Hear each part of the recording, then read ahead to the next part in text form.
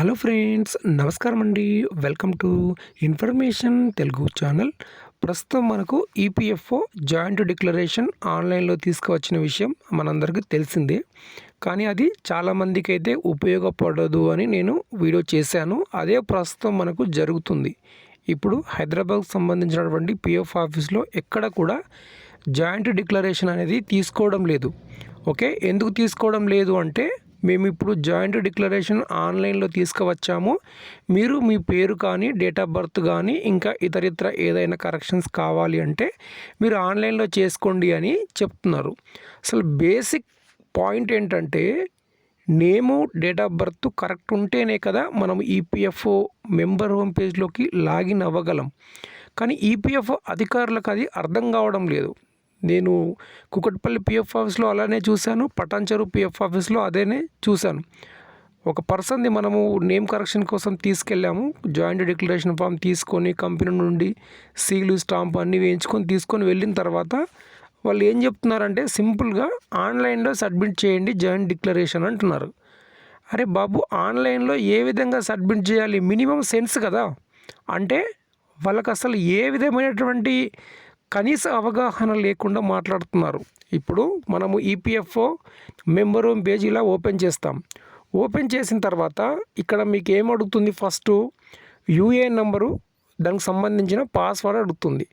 మీ దగ్గర పాస్వర్డ్ ఉండాలంటే ఏంటి? మీ దగ్గర మీ నేము, మీ డేట్ ఆఫ్ బర్త్ ఇవి రెండు కూడా ఈపీఎఫ్ఓ రికార్డ్స్లో అలానే ఆధార్ రికార్డ్స్లో రెండు కూడా కరెక్ట్గా ఉండాలి. మ్యాచ్ అవుతేనే మనము లాగిన్ అయ్యేదానికి అవకాశం ఉంది. కానీ ఈపీఎఫ్ఓ అధికారులకు అది అర్థం కావడం లేదు. ఏంటంటే మేము ఆన్లైన్లో తీసుకొచ్చాము name correction, date of birth కానీ ఇంకా ఏ కరెక్షన్స్ కానీ మీరు ఆన్లైన్లో చేసుకోండి అని. ఆన్లైన్లో చేసుకునే దానికి ఇక్కడ అవకాశం లేదు. అసలు ఫీల్డ్లో ఏం జరుగుతుందనేది ఎవరికి అర్థం కావట్లా. ఓకే, ఇది చాలామందికి తెలుసు అనుకుంటా. ఈ మధ్యలో పిఎఫ్ ఆఫీస్ వెళ్ళిన వాళ్ళకు జాయింట్ డిక్లరేషన్ ఫామ్ ఎందుకు తీసుకొచ్చారు, దానివల్ల ఏంటి ఉపయోగం అనేది అర్థం కావట్లేదు. ఇప్పుడు నేను ఇక్కడ లాగిన్ అవుతాను.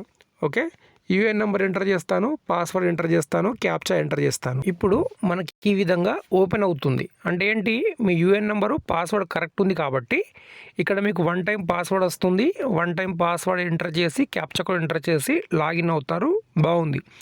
కానీ ఈపీఎఫ్ అధికారులకు అర్థం కాని విషయం ఏంటంటే గతంలో ఆధార్ లింక్ చేయనప్పుడు నేమ్ తప్పున్నా, డేట్ ఆఫ్ బర్త్ తప్పున్నా, ఫాదర్ నేమ్ తప్పున్నా ఎలా ఉన్నా కూడా లాగిన్ అయ్యేది 2020, 21లో కూడా జరిగింది. 21 తర్వాత మనకు ఆధార్ అనేది మ్యాండేటరీగా లింక్ చేసినారు కాబట్టి ఇంకా ఎటువంటి ఒక స్పెల్లింగ్ మిస్టేక్ ఉన్నా, ఒక అక్షరం తప్పున్నా మనకు లాగిన్ అయ్యేదానికి అవకాశం లేదు. ఇప్పుడు ఆన్లైన్లో తీసుకొచ్చింది. ఇప్పుడు నేను ఇక్కడ లాగిన్ అవుతాను. ఇప్పుడు మనము పిఎఫ్ అకౌంట్లోకి లాగిన్ అయ్యాం. ఎప్పుడు మీ యొక్క డీటెయిల్స్ అన్నీ కరెక్ట్గా ఉంటేనే మీరు ఆన్లైన్లో లాగిన్ అయ్యేదానికి అవకాశం ఉంటుంది. దాంట్లో ఏదో ఒక తప్పున మనం లాగిన్ అయితే కాలేము. ఇక్కడ మనకు ఆప్షన్ ఎక్కడ తీసుకొచ్చింది?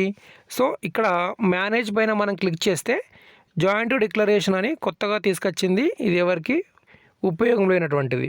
సో ఇక్కడ జాయింట్ డిక్లరేషన్ అని ఉంది. ఇక్కడ జాయింట్ డిక్లరేషన్ పెట్టడం వల్ల ఎవరికైనా ఏదైనా ఉపయోగం ఉందా?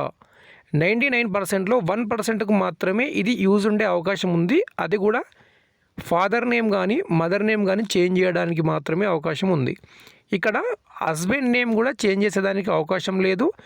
అలానే డేట్ ఆఫ్ జాయినింగ్ కానీ డేట్ ఆఫ్ ఎగ్జిట్ కానీ చేంజ్ చేయాలంటే మళ్ళీ దాంట్లో ఒక 1,00,000 డాక్యుమెంట్స్ ఉన్నాయి. ఆ డాక్యుమెంట్స్ అన్నీ ఏ ఉద్యోగి దగ్గర ఉండవు. ఎందుకంటే చాలామంది సర్వీస్ ఓవర్ ల్యాప్ ఉన్నాయి, డ్యూయల్ ఎంప్లాయ్మెంట్ చేసిన వాళ్ళు ఉన్నారు, తెలిసి తెలియక జాబ్స్ పోయిన వాళ్ళే ఉన్నాయి, మూన్ లైటింగ్ వల్ల పోయిన వాళ్ళే ఉన్నాయి. వాళ్ళే కరెక్షన్ చేయాలి, లేదంటే మెంబర్ ఐడి డిలీట్ చేయాలి. ఇటువంటి దానికి ఇక్కడ ఎటువంటి స్కోప్ లేదు, అవకాశం లేదు.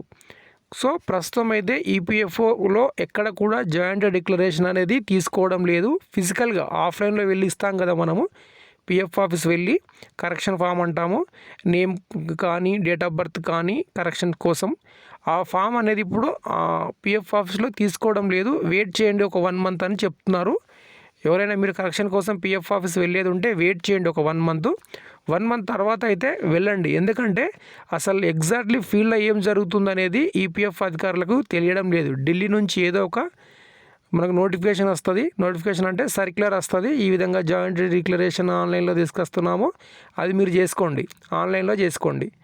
అది ఎవరికి ఉపయోగపడుతుంది, ఎవరికి కూడా ఉపయోగం లేదు. ప్రస్తుతం అయితే పిఎఫ్ ఖాతాదారులందరూ వెయిట్ చేయండి ఒక 1 మంత్. మీరు ఎక్కడో ఉండే ప్లేస్లో ఉంటారు, పిఎఫ్ ఆఫీస్ వేరే ప్లేస్లో ఉంటుంది. అంత దూరం వెళ్ళి మళ్ళీ నిరాశతో ఇంటికి వెళ్ళడం వద్దు. ఒక నెల రోజులు వెయిట్ చేసిన తర్వాత మీరు ట్రై చేయండి నేమ్ కరెక్షన్ కోసం ఆఫ్లైన్లో. ఆన్లైన్లో అయితే మీకు అన్నీ కరెక్ట్ ఉంటేనే లాగిన్ అవుతుంది. ఇక్కడ name date of birth correction చేసేది ఏమీ లేదు. ఓకేనా, మీరు ఆఫ్లైన్లోనే ప్రయత్నించాలి. జాయింట్ డిక్లరేషన్ గతంలో ఏ విధంగా అయితే పిఎఫ్ ఆఫీస్ చుట్టూ తిరిగేదో ఇప్పుడు కూడా అదే విధంగా తిరగాలి. ఒక 1 మంత్ తర్వాత ట్రై చేయండి. ఓకే, వీడియోకి లైక్ చేయండి, సబ్స్క్రైబ్ చేయండి. Thank you.